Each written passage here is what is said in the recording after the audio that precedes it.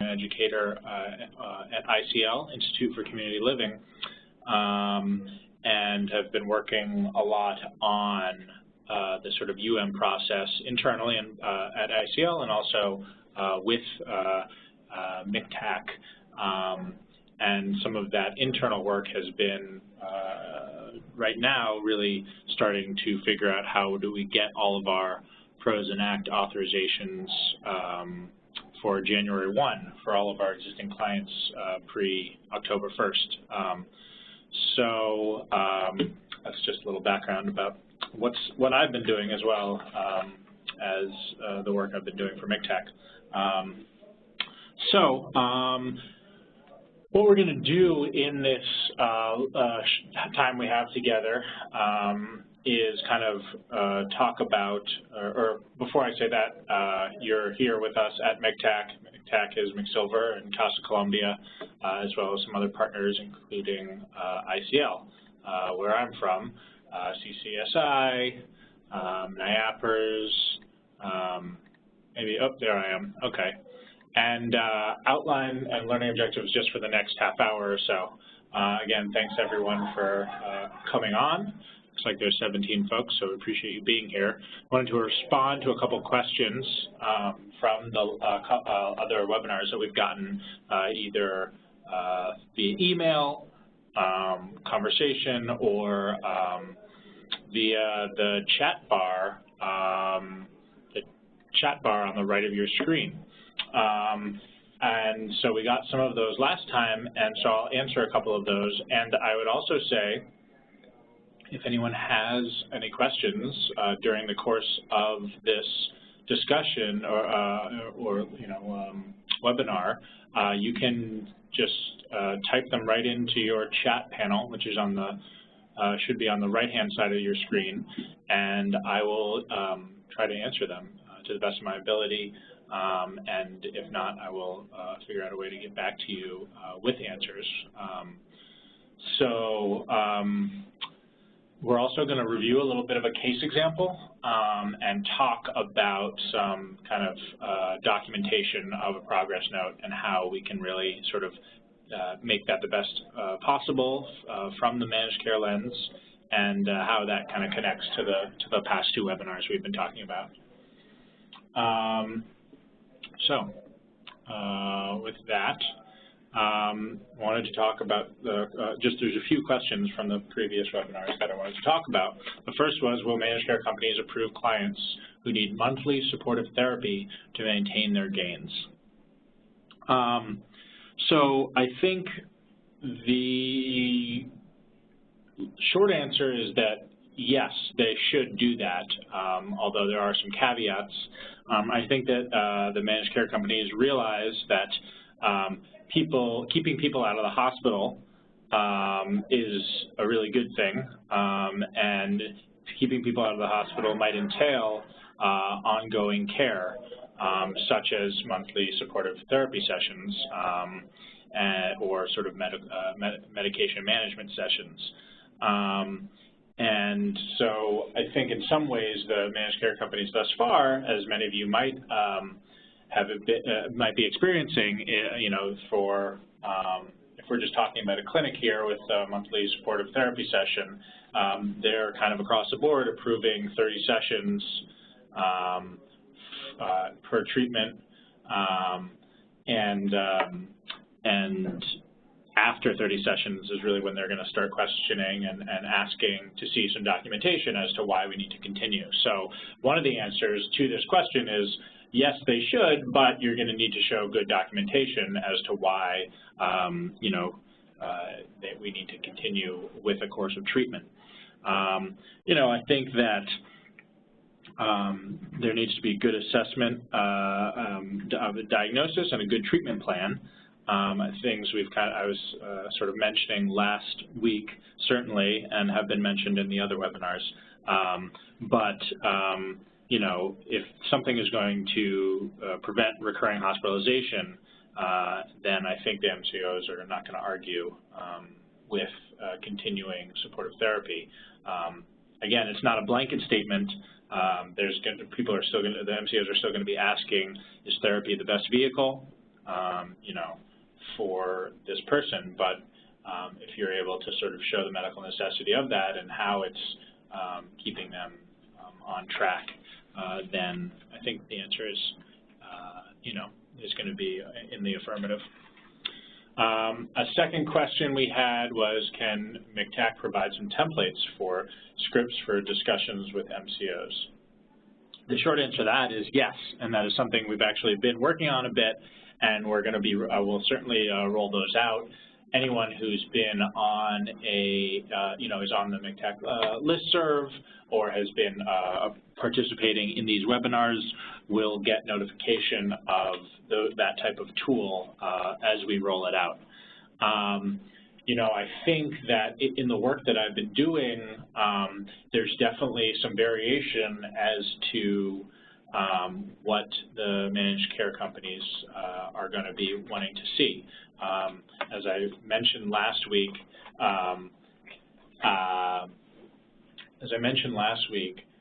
some managed care companies want to do things over the phone. Other managed care companies want, you know, the specific the treatment plan and other supporting documentation faxed to them. So in terms of scripts, you know, obviously that makes more sense in one scenario that, rather than the other. However, obviously at the end of the day, when the managed care companies have questions about continuing care or continuing treatment and about the medical necessity of that, they are going to be wanting to get on the phone to discuss a treatment plan, to get more, possibly to get more details if they're not seeing kind of you know, the goals and objectives relating back to the treatment plan, and seeing some sort of progress or details of barriers to progress in what they, you know, have at their fingertips, whether that's the you know, treatment plan that you faxed over or something that you provided to them via a web portal, which a couple of the MCOs are now starting to use as opposed to sort of just a fax machine. So the short answer is yes, we will be sending out some help on that front and some sort of scenarios as to, you know, the type of questions asked and what we as providers should be prepared for when we're having discussions with the managed care companies. Third question here, for the benefit of my staff, can you please clarify the expectation for timeliness of note submission? Is it contemporaneously, within 24 hours? I think, as I understood this question, you know, there's clinical practice and business practice kind of wrapped up in this question. And, you know, timeliness is obviously really important. Internally, I think best practice is, you know, could be possibly doing concurrent documentation. And if you're not doing concurrent documentation, then notes should be really submitted within that 24 hours period. So that's a little bit of a answering both ways here, but it depends on how you've set up, you know, your clinic or your program, and certainly, you know, I think that there's a lot of good sort of research done on you know, doing concurrent documentation and how that also could have some benefits in terms of with your client or your, you know, working with them to so that they understand exactly what's going on and you know, what you're writing down and how that you know, that those are progress notes and everyone's on the same page, client and clinician. At the same time, obviously, sometimes it's not possible to do things contemporaneously with that concurrent review. And really, this is more of a matter if you're you know, a clinician with a large caseload and you're not getting those progress notes in your system, your EHR or however you're doing it, within 24 hours or within that day, then we're going to forget certain things that happened, and that could be problematic as you go back and you're looking for those sort of threads that link things back to a treatment plan, what objectives were met in an individual treatment session.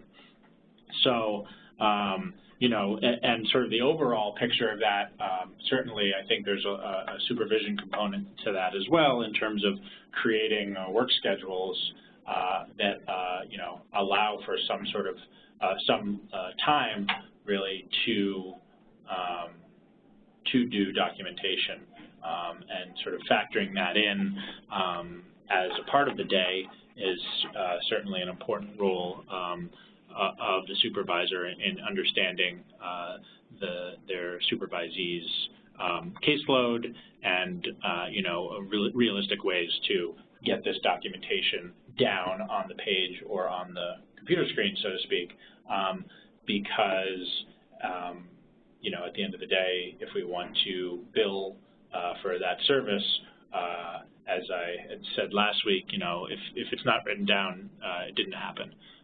So that is certainly important.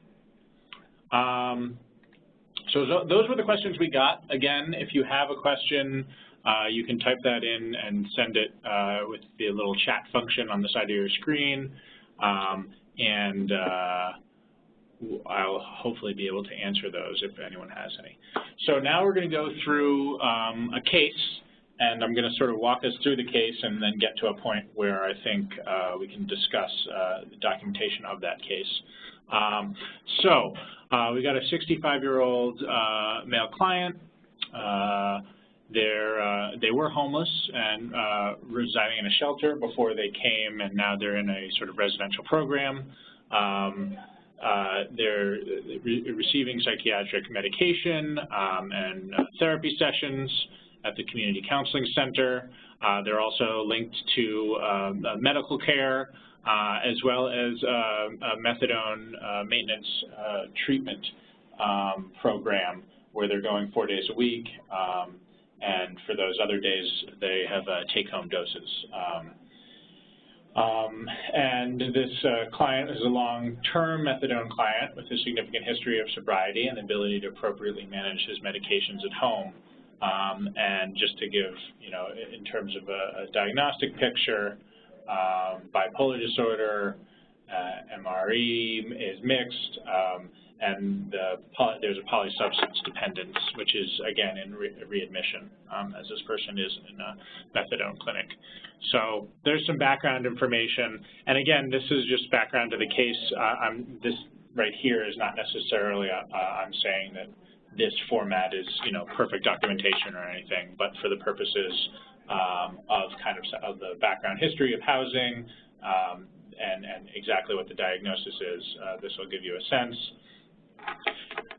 Psychosocial history, there's long substance abuse, specifically with heroin, and a legal history. However, this client has worked consistently full-time. He reported approximately 32 misdemeanor arrests for such things as petty larceny and drug possession, but this is well in the past. He was married for 30 years, but his spouse passed away over 15 years ago. Prior to his spouse passing, the client reported no mental health history or any psychotropic medications or really any medical problems. However, after the passing of his wife, the client became depressed with some audiovisual hallucinations, and he did seek mental health treatment. He, in fact, stopped using heroin in 2011 when he entered the methadone treatment. He reported that after some homelessness and after he became sober, he did enter substance abuse and mental health treatment, being consistent in both, and he has 3 children in the community, and they have a close relationship. As was mentioned a bit in the first page, he's residing in an apartment. This one's a shared apartment. He's responsible and organized, keeping the apartment clean. He's well-groomed, articulate, and forthcoming with staff and his case manager. So again, he just sort of we're setting setting ourselves up here in terms of this case. More recently, during the past month, this case manager has noticed a decline. He's less communicative, looks very tired, and that should say had, I'm sorry, that says dad, had several coughing fits during the past month in the visits. Client has not been getting along with his current roommate and reporting that his roommate's disheveled and untidy, and the client identified wanting a single apartment. So we're kind of developing a new goal, which is to get his own apartment in the next 6 months. That goal is fairly smart. It's specific. It's timely in that it will happen in 6 months. And obviously, as we know, getting housing is a long and laborious process. So, but that seems like a possibly realistic goal. To that end, he's working on learning how to use computers, and he's organizing all his important documents for the housing applications coming up. Unfortunately, about 1 month ago, the client stopped going to his methadone treatment and stopped seeing his mental health providers. The client was encouraged to resume mental health services and methadone treatment, but it reported kind of a lack of interest in talk therapy. So that's kind of the case history. And here's a look at specifically, this was, let's say that this was not concurrent documentation, but at the end of the day, his case manager wrote this down. During a scheduled visit at his apartment, CM noticed that client was trembling with dark circles under his eyes, appearing to have lost more weight. Client stated having stomach problems and declined having an ambulance called.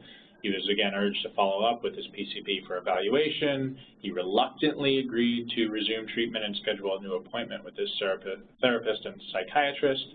And he has not been able to use a computer or attend any computer lessons. So here's a progress note. And I think there's definitely some good things in there, but I want to sort of break it out a little bit and talk about it a bit. So kind of as, let's say, we're this case manager supervisor, and I wanted to just remind folks, that as supervisors, we should consider ourselves, kind of internal auditors, always looking for that those two words, medical necessity, and thinking about, how important quality documentation is in treatment planning before we're going to speak to an MCO.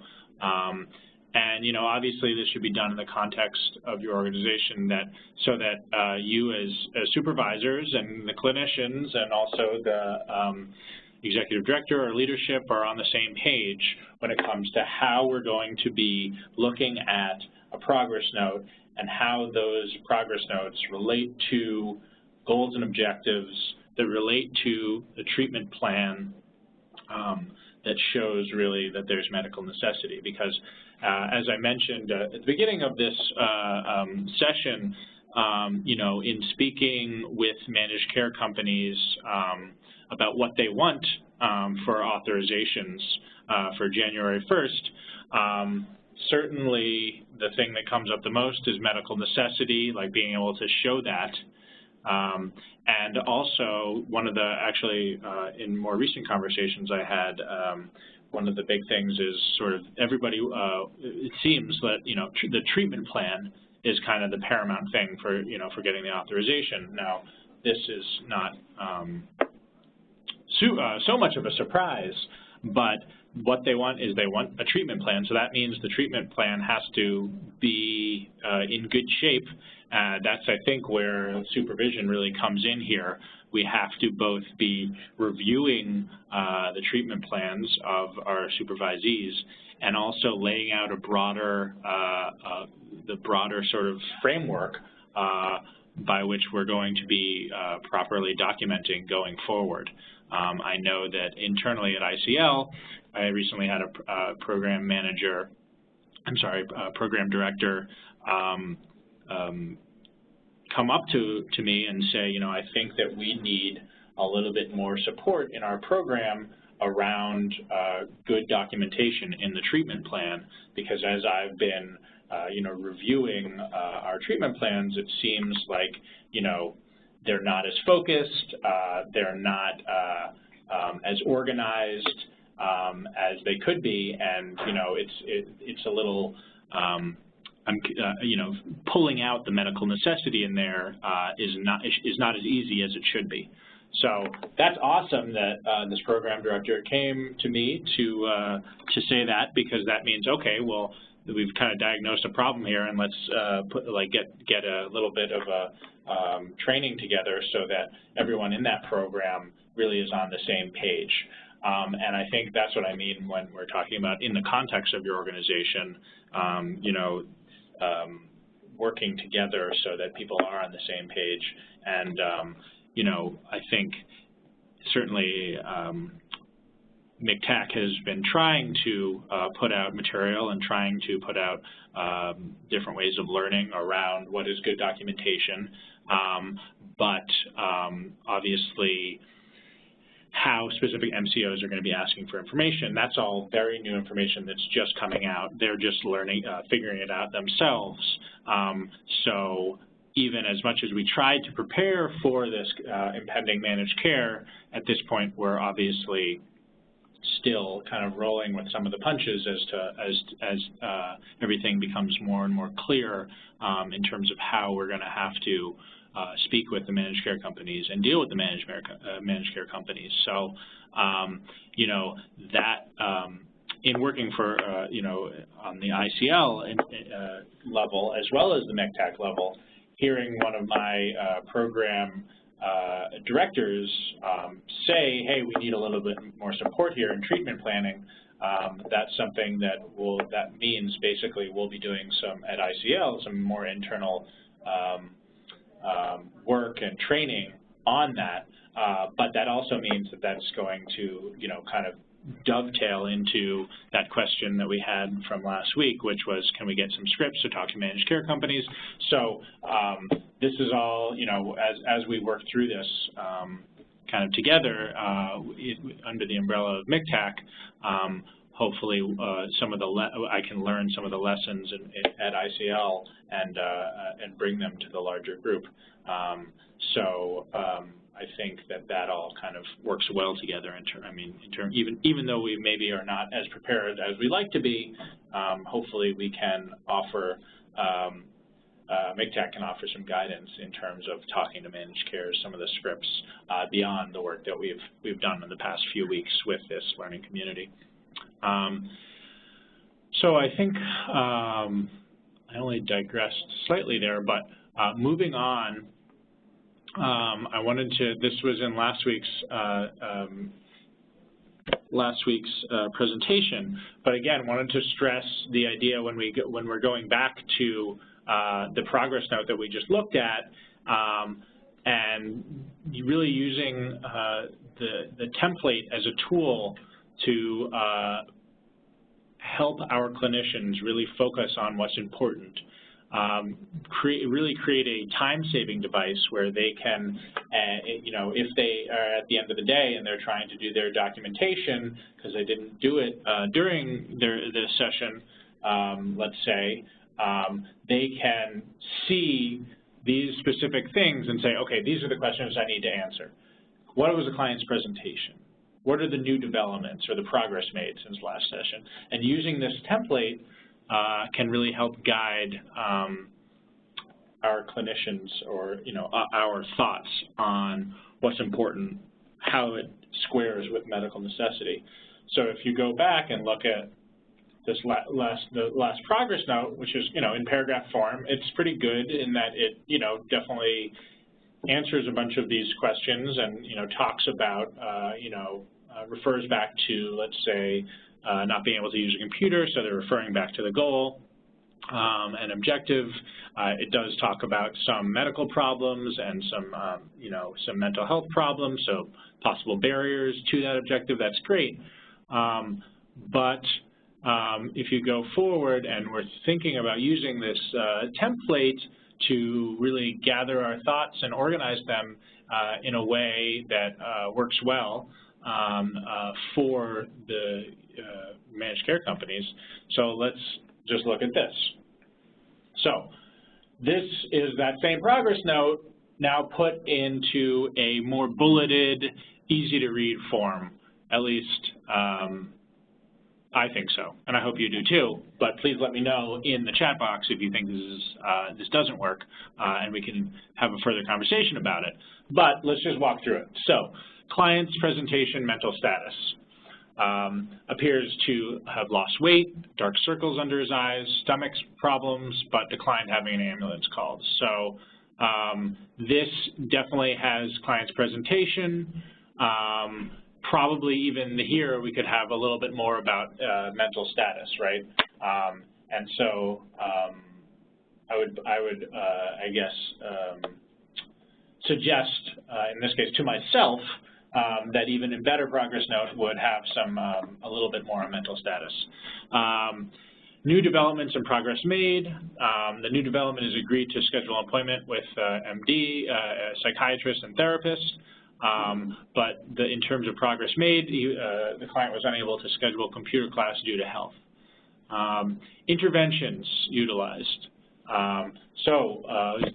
Discussed possible relapse with the client and offered referrals to an alternate methadone clinic. That wasn't so much in that other one, but as you look at this template and you're really thinking, okay, well, what was an intervention, and what did the client respond, and what are we actually doing in this session that points towards medical necessity, then yeah, actually, this was talked about in that session. It just wasn't in there in that paragraph. So the greater discussion of the possible implications of a relapse and what that could mean for health and for his goals and objectives, and also concretely offering, an alternative methadone program. Those are things that are specific, kind of bulleted, and kind of show exactly what's going on in this session and kind of point towards medical necessity. The second, stressed importance of maintaining therapy and helped call a clinic for a new appointment. Client showed reluctance but ultimately agreed. So that the client's response was they were a little reluctant. Again, before in that note, it kind of when in the paragraph it said the client reluctantly agreed to call their therapist.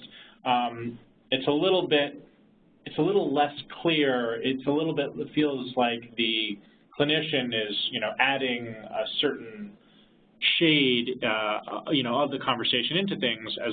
But here we see that after, the clinician stressed the importance of both therapy and also was instrumental in helping to actually create a new appointment, that there was some reluctance there, but again, it's both showing the intervention and how the client responded in that one way, in that line.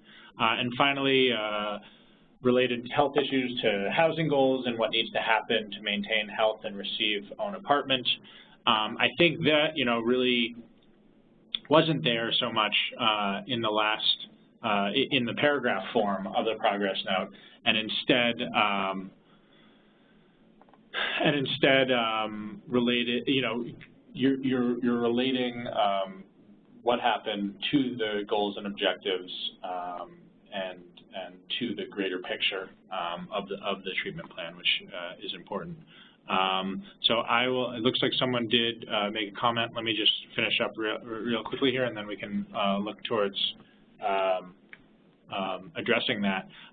The plan for next, and so here again, in that progress note, there is no plan for next session because, in this scenario, the clinician wrote down what happened and then wanted to get on to to documenting their other clients, and they forgot that added important step about, okay, here's what happened, here's how the client's presenting, here's new developments, here's interventions, but also, okay, what's happening going forward, which shows, I think, a clear and cut kind of logic that from the managed care perspective I think is going to be really beneficial.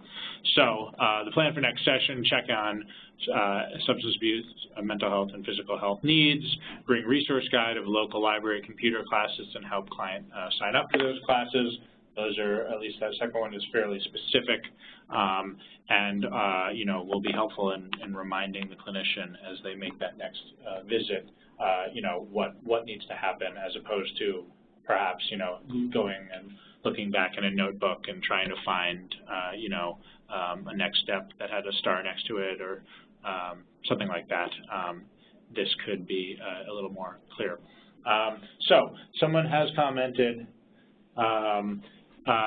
in a progress note, discuss possible relapse with client. So that was that intervention number 1. Doesn't tell me if client has disclosed a relapse or if, as the clinician, I suspect a relapse and I inquired about this with the client. Should the interaction be documented more clearly? So,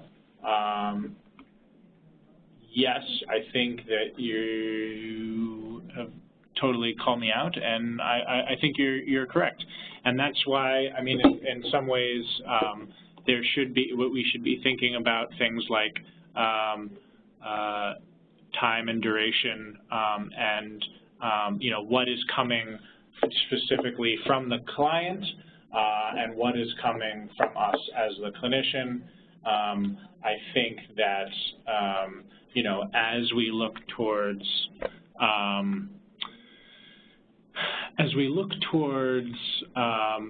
you know, situating a progress note within the larger structure of a you know, a treatment plan and what the MCOs are you know, wanting to see from us. I think this goes back a little bit to supervision in terms of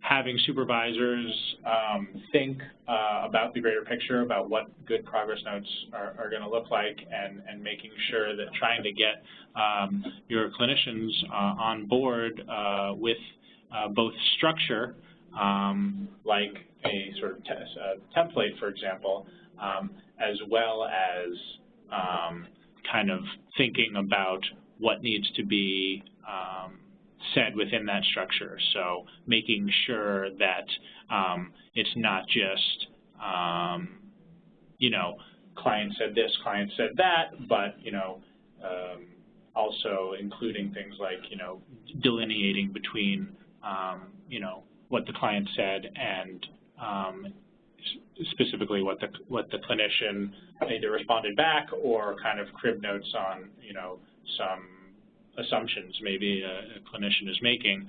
I think it's important to not only delineate those, but make things very clear in that respect around, you know, what interventions are being utilized. So thank you for that note, and thank you for calling me out. I appreciate it. And I wanted to continue here just with a couple things, actually, mostly looking at these. In terms of what MCOs are looking for, you know, I think we've certainly talked and harped upon this, and when I say harp, I don't mean harp as related to HCBS.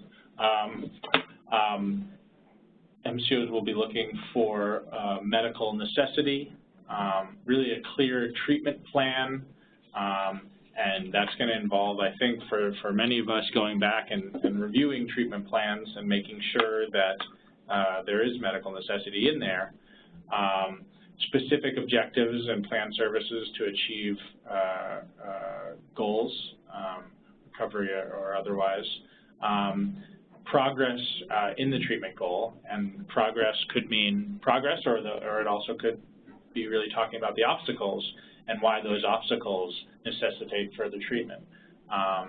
And also evidence of coordination of care. As I've talked to a couple of the different managed care companies, they're definitely interested now that you know, Medicaid is kind of unified in that a managed care company is both dealing with someone's physical health needs and their mental health needs.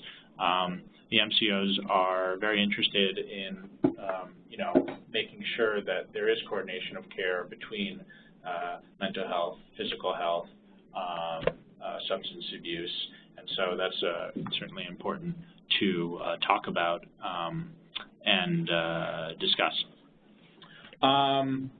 So it's about 1:35. I'd love to know if anyone has any other questions, but I don't want to keep anyone too long. We will, I think, as a next step, certainly be putting together and then sending out some sort of tools around just speaking with managed care, what things we need to have at our fingertips. I recently, from actually Fidelis, got a draft of, what their review form is going to be for ACT and PROS. It's just a draft, but hopefully the managed care companies in general will be, now that they're kind of up and running, more forthcoming with exactly what they're looking for. As we find, as those things are finalized, then we're at MCTAC will really try its hardest to get those things out so everyone can really be on the same page and have it so the expectations are really clear about what we need to be prepared to say when we're talking to the managed care companies. Again, the major things are medical necessity and really having a clear treatment plan that they can follow along with and that shows our path of treatment and why it makes the most sense for our clients. So I don't see any more questions coming in. So with that, I hope this was helpful.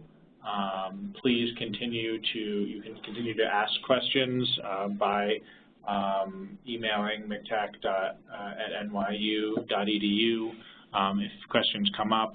And as a next step, we'll be releasing some sort of scripts to talk with managed care companies, hopefully in short order,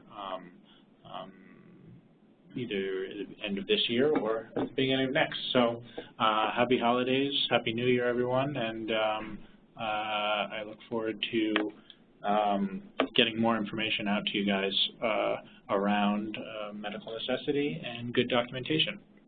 And good day.